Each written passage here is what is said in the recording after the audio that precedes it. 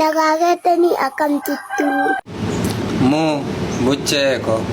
nagaa maaltu jira jetteetu nagaa maaltu jira nagaa maal qabna sakamsitti mu buchoo sakam immoo dhageesse sakam immoo dhageenye gaa sobboleettiin kee isheen duraan ganama galgala mataa ishee filattee ol filtee gadi filtee oliitee gadi hiitee dhiqattee dibattee miiccattee babbareeddee naanna'aa ooltu sanamoo isa har'a isheen gola madaamii keessatti rifeensi ishee irraa dhumee shaashii ganama galgalaatti irra oolee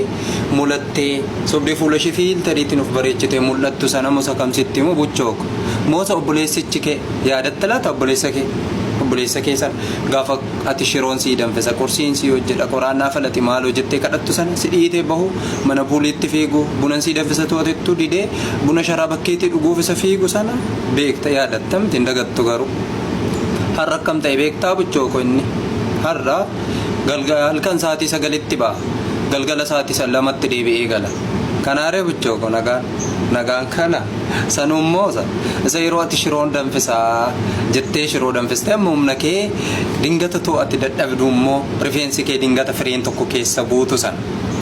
rifeensitti dhufee keessatti gaafa argu maaddicha sitti gombisee sokku sana yaadattami har'a garuu bucheeko akkam ta'e beektee obboleessi kee sun inni gaafa sana rifeensa kee tuffatee maaddii sirratti gombisu suni har'a immoo rifeensa baangaalii rifeensa paakistaanii rifeensa hindiyaa rifeensa afgaanistaanii hawara dhiiraati sanu hawara dhiiraama sana otoo keessatti harca'u hojjeteetu isuma keessaa funaanaa nyaata kanaaree nagaan buchooko sakam immoo sittimu sakam sittima buchee Itoophiyaa nagaaraa ay buchee Itoophiyaan nagaaraa jettee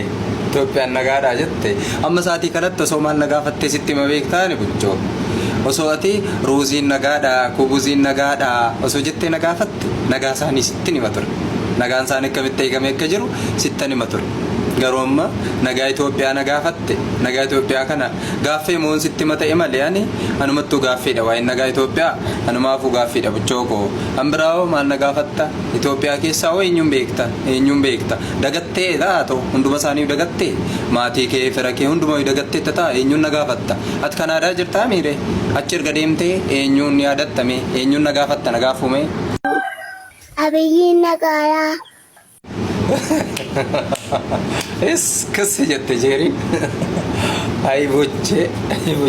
Itoophiyaa irra dabartee immoo Dr. Abiyyi nagaafatte haa tolu nagaa isaaniiti bucheeko maal ta'u jetteetu isaan maal ta'u nagaa isaaniiti galata waaqayyoo nagaa isaaniiti buchee